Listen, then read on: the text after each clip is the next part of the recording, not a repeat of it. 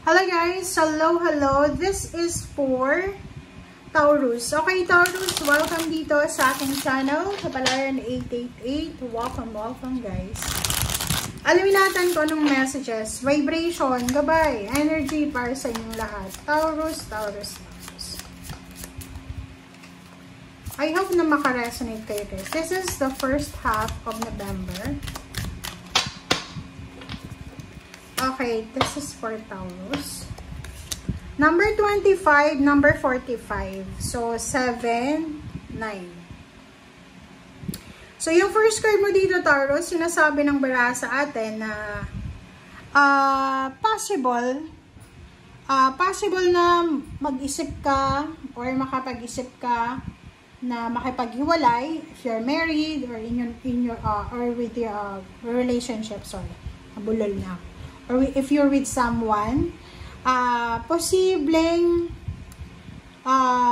magsawa ka sa karelasyon mo and pwedeng makipaghiwalay ka. Pero yung iba, possible na mauwi sa kasal. May magpapakasal, may maghihiwalay. Dito naman sa barang to, sinasabi ng bara sa atin na if you're a business person, okay, posibleng there's a recognition, pwedeng makatanggap ka ng awards, ng rewards, dahil isa ka sa mga magagaling na businessman or business person, businesswoman. Pwedeng sa loob ng trabaho, negosyo, or kano pa man, makatanggap ka ng bonus. May bonus. Are you a teacher? Kung teacher ka, Taurus, possible na makatanggap ka na ng bonus siguro sa second half ba? Second half of November. And yung iba naman, recognition, awards, rewards, yung pwedeng ano yan eh, salary increase, higher position. Okay? Okay, let's check.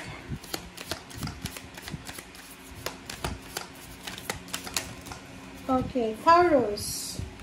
King of Wands, so this is job. And this is Knight of Coins, this is money. And the Devil. Wow. This is Capricorn. King of Wands. So, kung makikita mo dito, okay,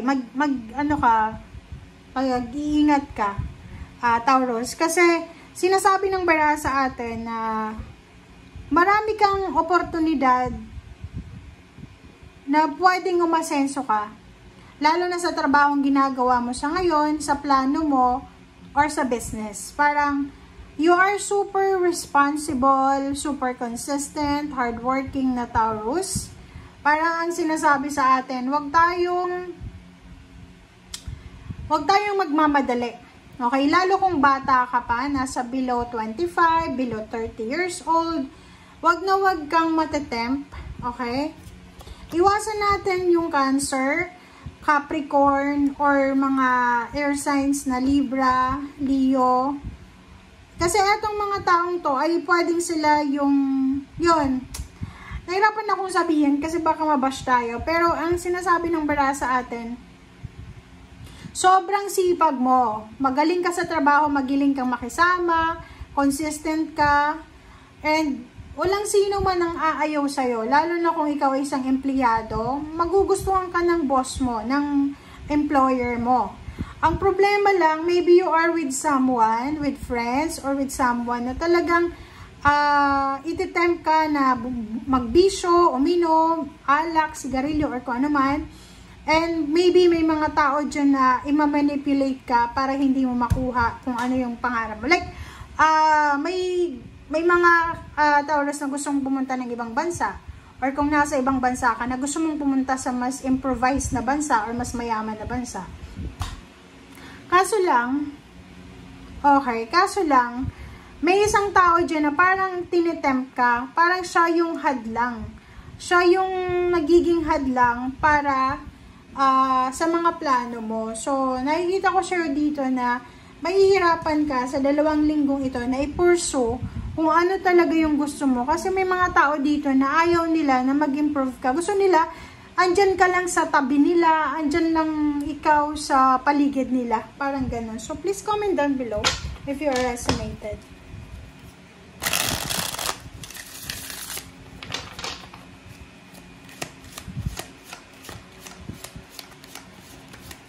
Parang selfish naman yun, di ba?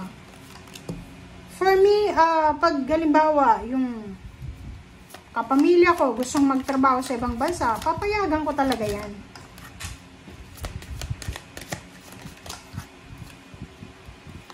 Oh, justice. Mayroon dito na Taurus na posibleng ikaw ay pipirma ng kontrata. It's either renewal of contract, it's either may wedding. Oh, talaga. Pwedeng mapipikot ka ba? Sinasabi ng barahan na kailangan nyo guys ng mga tao na susuporta sa pangarap nyo. Hindi nyo kailangan ng mga tao na sisirain kung ano yung pangarap nyo. May ganun eh, 'di ba?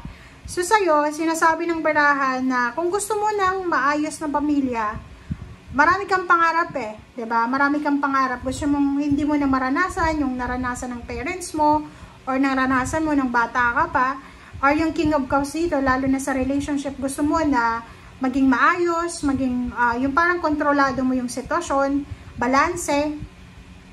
So, sinasabi ng bara sa atin na nasa kamay mo yun. Okay? The justice is here. So, sinasabi na yung balance and security sa buhay mo para sa future, depende yun sa'yo eh. Kaso lang, napapaligiran ka ng mga tao na parang selfish sila eh. Gusto nila, sila lang, gusto nila, parang kinukontrol nila yung growth mo. Ang Hierophant na to, kailangan mo ng isang mabuti, maaasahan na mentor. Kasi parang yun yung kulang sa'yo eh. Mentor ang kailangan mo eh. Kailangan mo ng isang tao na makakatulong sa'yo para makakuha mo talaga eh. Ma-reach mo talaga yung happiness na deserve mo. Kasi parang ang nakikita ko, meron sa inyo dito, Taurus na you are connected, you are with someone na talagang negativity, toxicity, worries, fear, stagnation yung binibigay sa'yo. Kaya ang advice sa'yo ng baraha, you need to find someone, you need to find the Hierophant. You need to, kung wala kang mahanap na tao na pwedeng mag-guide sa'yo, you need to pray. Kailangan mong mag-pray na sana bigyan ka ng Panginoon, ituro niya sa'yo na kung sino yung tao na pwede mong lapitan para mahingian mo ng advice, ng point of view, or magpadalhan ka ng Panginoon ng tao na pwedeng makatulong talaga sa'yo. Kasi kailangan mo yun siya ngayon eh. Okay? So, thank you guys for watching and see you again. Bye!